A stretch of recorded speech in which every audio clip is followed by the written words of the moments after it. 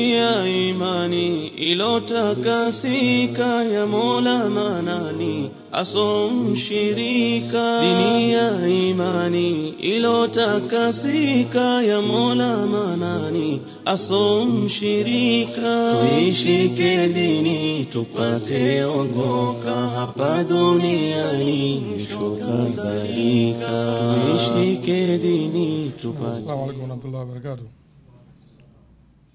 قل بفضل الله ورحمته فليفرح المؤمنون. Allah anasema sema ya Muhammad, kwa fadhila za Allah na rehema zake waumini wafurahi.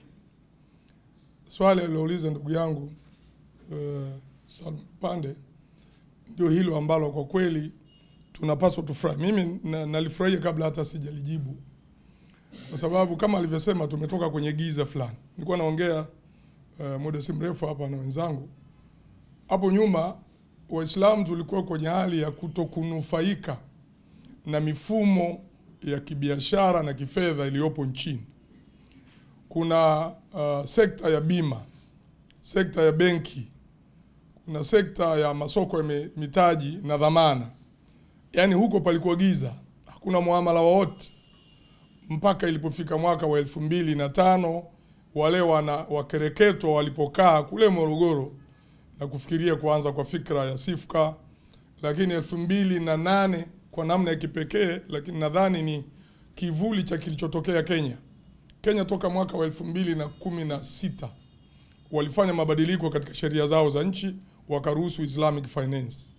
Kwa hiyo ilipofika mwaka 2008 Kenya walishakuwa wameshaanza kuwa na mwelekeo wa kuelekea huko, na Kenya Commercial Bank wakaanza huduma za kibenki za Kiislamu kwa dirisha linaloitwa Sahal Banking. 2008 Kenya Commercial Bank Tanzania ikaanzisha hii Sahal Banking Islamic Window. Ndio benki ya kwanza kutuingiza katika miamala. Angalau sasa Waislamu ilikuwa hata pa kwenda kuweka benki sasa unaweka kwa muamala unaotambulika wa Kiislamu, au unapokopa utakopa kwa muamala unatambulika wa Kiislamu. Kwa hiyo tumepita katika kwanza kwenye kutokuwa na huduma zozote za kifedha na kibenki za Kiislamu. Tukaanza kuingia huduma za kibenki ambazo nimeitaja KCB. Imekuja mwaka wa 2009 ikaingia PBZ. 2010 ikaja Stanbic, benki ya Stanbic hii ilikuwa ina dirisha la Kiislamu, Islamic Window, na mimi nilikuwa miongoni mwa sharia advisor wa Stanbic na marehemu Sheikh Maharam Juma Doga Allah mrehemu, pamoja na ndugu yetu kutoka Afrika ya Kusini. Tulikuwa watatu pale, lakini ilikuja ikafungwa ile kinyemela tu bila sababu za msingi. 2011 au 12, Amana ni 2011 11 Amana Bank ikaingia sasa, hiyo benki kamili. Hizi nyingine ilikuwa madirisha. Madirisha na mpaka sasa hivi mbaki ni madirisha. Kama ni nyumba iliyo kamili unasema ni Amana ile pale, ingawa changamoto inazopitia Amana na changamoto ambazo haya madirisha ya Islamic yanayopitia ni zile zile tu.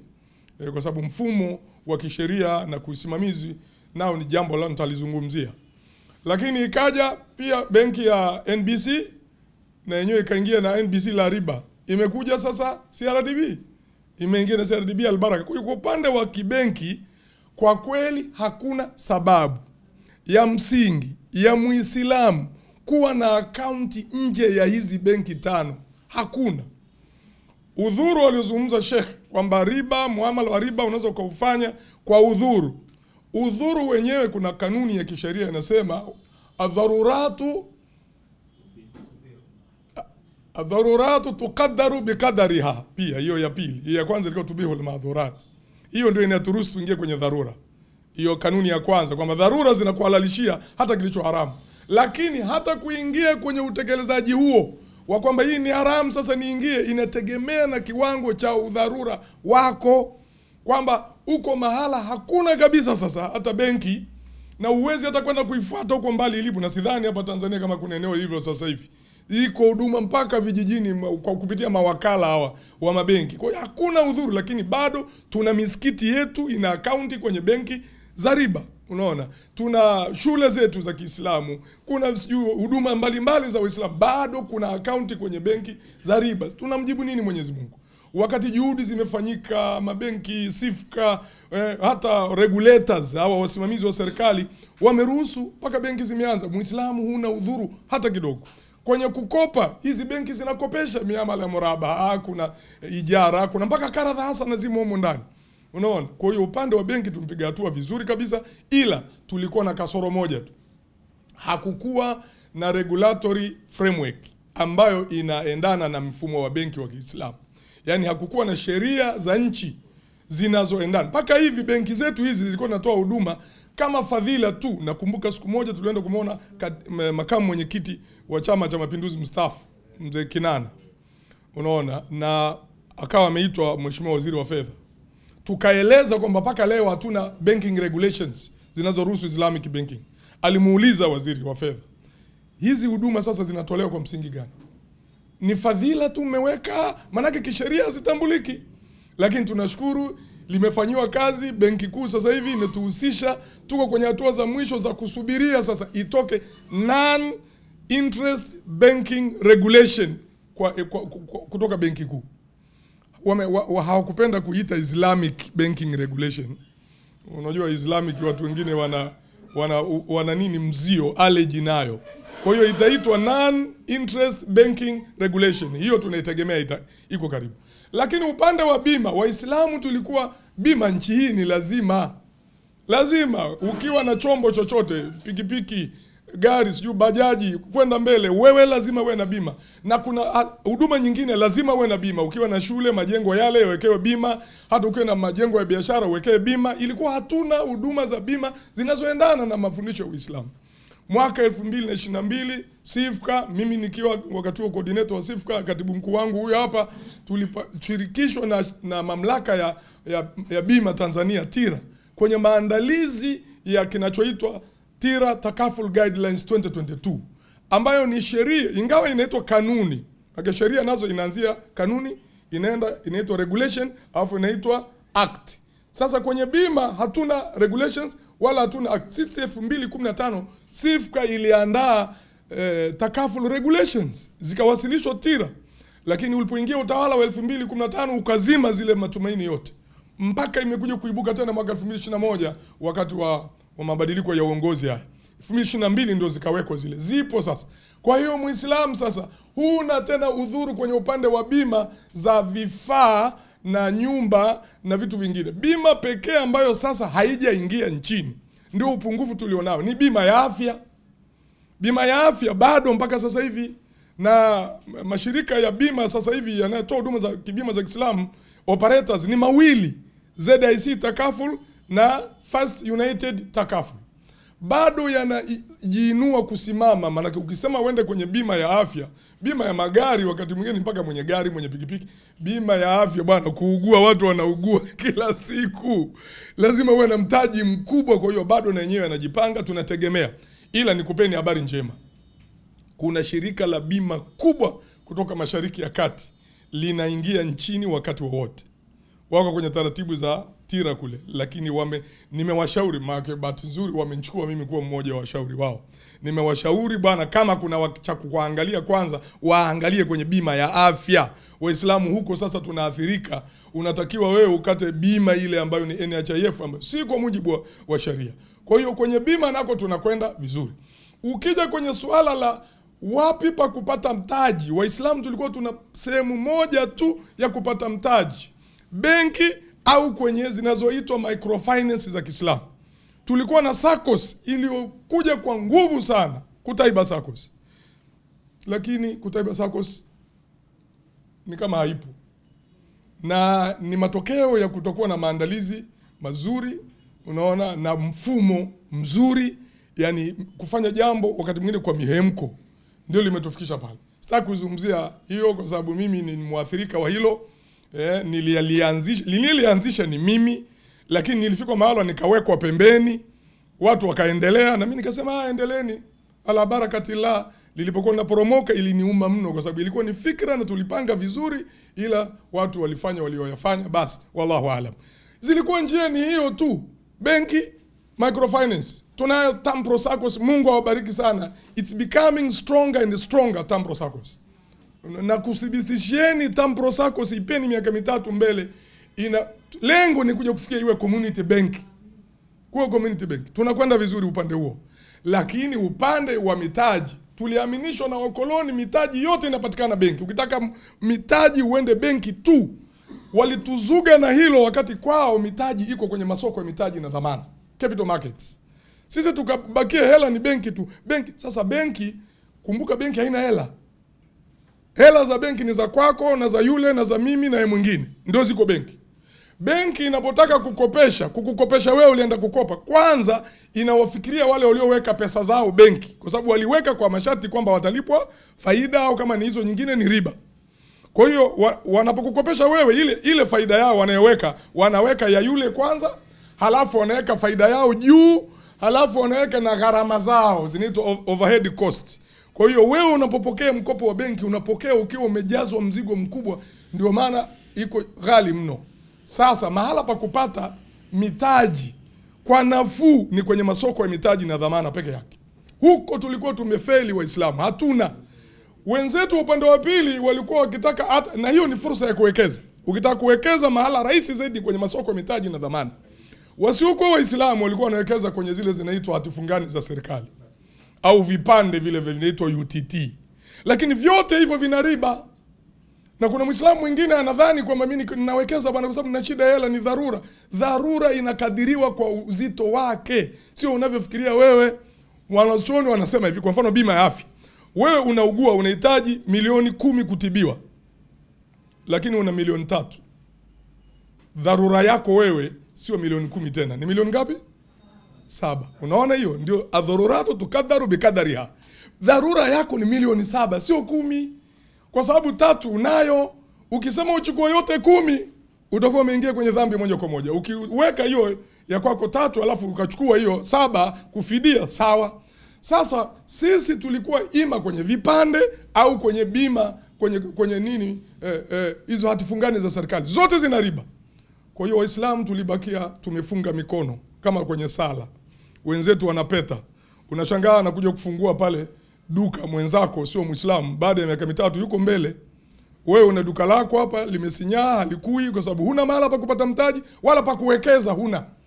Sasa bahati nzuri masoko ya mitaji na dhamana, SIFCA imeshiriki mno kwenye hilo, na mamlaka yetu ya masoko ya mitaji na dhamana ya CMSA, lakini pia soko la mitaji na hisa la Dar es Salaam DSE. Sisi Maizu Company Limited unaiona pale ni katika wadau wa SIFCA, ndio tuliowapa mafunzo CMSA, tuliowapa mafunzo DSE, lakini huku nyuma yetu ikiwepo SIFCA, na hata mwenyekiti alikuwa anashiriki kwenye ufungaji na ufunguaji wa mafunzo hayo, katibu mkuu anashiriki pia. Kwa hiyo tuna soko la mitaji na dhamana vibrant in East and Central Africa. Hakuna nchi yenye soko la mitaji na dhamana la Kiislamu Afrika Mashariki na ya Kati kama Tanzania, hakuna. Mimi natembea Zambia, Uganda, hata Alhamisi jao naenda Rwanda, naona nilikuwa Kenya, Uganda, Burundi, lakini sisi tunaongoza. Yani Waislamu wa Tanzania tuseme alhamdulillah, tumeimarika kwenye masoko ya mitaji na dhamana. Anayetaka kutafuta mitaji, ana miradi mikubwa, anahitaji mabilioni ya hela, tayari kuna sheria pale CMSA inaitwa Corporate Municipal and Subnational Sukuk Bond Guidelines 2023, na imesajiliwa kwenye gazeti la serikali. Kwa hiyo ni miamala inayotambulika. Ndio maana unaona mpaka sukuku ya Zanzibar hiyo ni sukuku ya serikali. Imeuzwa na unaona mpaka benki kuu inaenda natangazia watu, jamani wekezeni kwenye hii. Hiyo ni fursa ya uwekezaji. Kwa hiyo Muislamu sasa hana tena udhuru wa kwenda kuwekeza kwenye UTT wala kwenda kuwekeza kwenye hizo hatifungani zenye riba za serikali. Hana udhuru huo, kwa sababu tayari kuna masoko ya mitaji na dhamana pale yana huduma zote. Mfano mzuri, shule sekondari ya Bagamoyo Premier Girls walikuwa wanataka kujenga dispensary. Kimsingi wangeenda kukopa mikopo ya riba. Okay, riba hatutaki. Wangeenda kwenye huduma zetu hizi za kibenki za Kiislamu. Wangekopeshwa nini? Kule wanakopesha nini? Wanakopesha bidhaa tu, murabaha. Kama ni cash ni benki chache. Wangekwama. Walikuja kwetu sisi tukawafanyia structuring ya sukuk. Walikuwa wanataka bilioni 1 na milioni 200, lakini tulijikuta tumepata bilioni 1 na milioni 940. Mpaka tukazuia watu kwamba basi msiwekeze, hatuwezi kuchukua zaidi hapa. Unaona? Kuna sukuk hiyo ya Zanzibar tulikuwa zinatakiwa bilioni 300, tumepata bilioni 382. Yaani imezidi. Kuna sukuk inakuja sasa, mjiandae mlioko hapa na wanamsikiliza. Inaitwa New Ventures sukuk. Hiyo ukubwa wake ni bilioni 78. Faida ya sukuk ya Zanzibar ilikuwa 10.5% kwa mwaka. Hii inayokuja 14.5% kwa mwaka. Ukiwekeza kwa shilingi, ukiwekeza kwa dola ni 5.5% kwa mwaka. Kwa hiyo mahala pa kuwekeza hapo. Mnaweza mkajiunga kama kikundi, mnaweza kama msikiti, kama taasisi, mkawekeza, tunakwenda mbele. Na kuna sukuk nyingine 2 zinakuja. Kuna Fei sukuk 1.5 billion, kuna ya Ahbab Secondary School Zanzibar, anaifahamu, nimetaja mpaka katikiza kichwa, wadogo zake wanasoma pale. 2 billion inakuja na yenyewe. Kwa hiyo angalieni jinsi fursa zilizoko hapa. Uganda ndio tunashiriki kuwatengenezea hizi laws, regulations. Mimi ni consultant wa United Nations Economic Commission for Africa, shirika la kamisheni ya uchumi ya Umoja wa Mataifa kwa bara la Afrika. Angalieni kitu kingine cha kujivunia wa Tanzania. Mimi Mtanzania mwenzenu, Muislamu mwenzenu, ndio nimechukuliwa kuwa mshauri wa Umoja wa Mataifa. Unaona? Hayo ni mafanikio mengine ya Tanzania. Na wametuona kwa sababu ya haya yanayotokea Tanzania, wamesema hawa wanastahili kupewa. Kwa hiyo tunakwenda vizuri. Kuna Halal Fund. Halal Fund ya alikuwepo Kamugisha hapa. Alpha Halal Fund. Ya kwanza in East and Central Africa. Sasa nikwambieni kinachokuja kingine. So unaona hiyo inaitwa UTT. Inakuja sasa inaitwa Islamic Real Estate in Trust. Iko tuna structure iko mbioni kubwa bilioni 85. Haijajulikana uwekezaji, lakini utaanzia shilingi 100 tu. 100 unit moja, 100 unanunua unit 10, na maana 1000 unawekeza pale. Katibu, kama hujanisikia, inakuja iREIT. Tayari tuna collective investment scheme ile ya Halal Fund, sasa inakuja iREIT. Tunaendelea kuongoza Afrika Mashariki na ya Kati. Crowdfunding imekuja ya Waqf. Ile ya Hayatul Ulama. Unaona, wakishirikiana na Awqaf Tanzania. Tayari hiyo ni development nyingine. Crowdfunding ipo hapa Tanzania. Kaitafute kwenye nchi za Afrika Mashariki na Kati, huioni. Kwa hiyo tunaweza tukajiona wadogo, lakini kusema kweli huko nje tunatisha. Mimi tunapata, katibu alikuwa ni Bahrain. Habari anazipata huko kutoka IDB, kutoka IFM, kutoka IOFI. Unaona, ukizungumza na IRA wanakuambia mashallah Tanzania is moving in the right direction. Kwa hiyo mimi kifupi ndio haya nikuelezeni, tuko mahala pazuri. Ile kuna changamoto za regulations ambazo bado kidogo kama hiyo ya Central Bank, lakini kwenye insurance tunayo na kwenye capital market tunayo. Bado hatuna regulation ya sukuku ya taifa.